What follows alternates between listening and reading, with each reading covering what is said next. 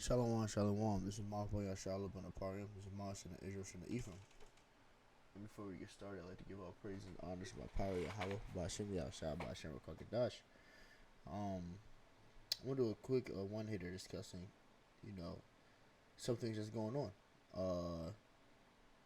Call it the prophecy update, right? And I don't know if people have heard, but Iran launched missiles at Israel, right? Iran launches missiles at Israel, and some hit Tel Aviv as Israel attacks Iranian nuclear sites and commanders.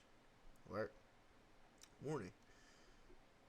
Let me make sure there's no sound. So warning: sirens sounded across Israel on Friday as Iran fired dozens of ballistic missiles in a retaliatory attack after Israel launched overnight airstrikes.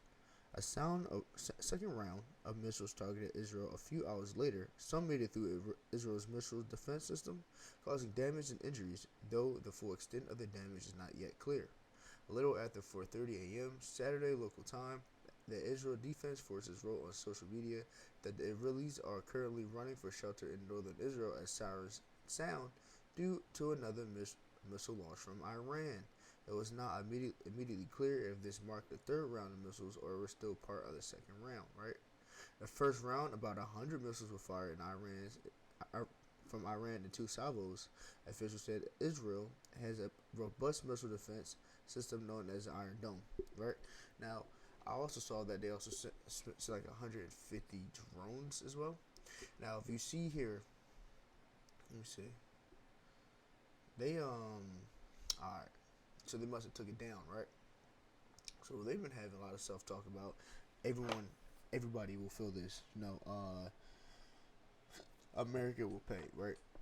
And so on and so on, right? So now, well, essentially that sounds like, it's the brewings of World War III, right? So if Utah attack Israel, Israel's gonna, his big bro Babylon's gonna come in, aka America, right? I think everyone else is going to come in, right? And Iran is the Middle East. It's going to be it's going to show why that's so important, right? We're going to start here first, though. The book of Matthew, chapter 24, verse 6. And ye shall hear of wars and rumors of wars. See that ye be not troubled, for all these things must come to pass, but the end is not yet. The end is very close. We're very close to getting out of here. Just waiting for them, a charagma, for real. And Jacob's trouble to really hit its peak, right? But hearing these rumors of war, you can hear the rumblings of war from. You still got Russia and shoot, Slovakia. I forgot who they're at war with. Who they're at war with, right? You got this brewing, right? The Israelis and Iran now, right? Who's going to bring in other people?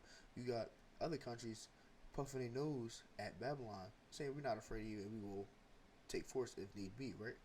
So hearing all these different things, it really lets you know what time that we're in, right? There's only a couple more things that we're waiting for it to happen, and we're really gonna be out of here.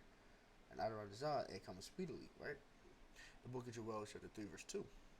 And also gather all nations and bring them down to the valley of Jehoshaphat, right? And will plead with them there for my people, for my heritage Israel, whom they scatter among the nations and part of my land, right? The Lord is going to gather all these nations and bring them down to the valley of Jehoshaphat, right? Which is in the Middle East, right? It's in that area. Now, Megiddo, right?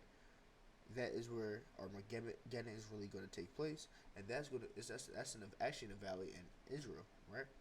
Now, I don't have to. The Lord allows me to do a more in-depth video on the whole Armageddon, but right now we want to focus on this quick hitter, right? The Valley of Jehoshaphat, right? Iran is right here. Iran's right here. You see this? Middle East right here. This is where it's going to take place over here. Iran's right in the mix with it, right? So have seen Iran really puff their nose at Babylon the Great, puff his nose at Israel, and so on and so on. And if Israel brings his big bros in, they gonna bring their big bros in. They just joined the BRICS alliance.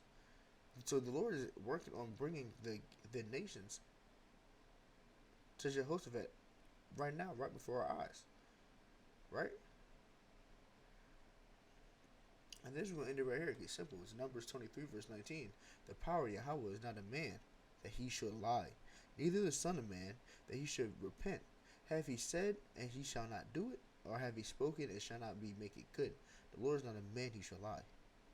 If he said it's going to happen, neither is he a man that shall he will repent. He's not going to take back what he said. What he said is going to happen, and it's coming.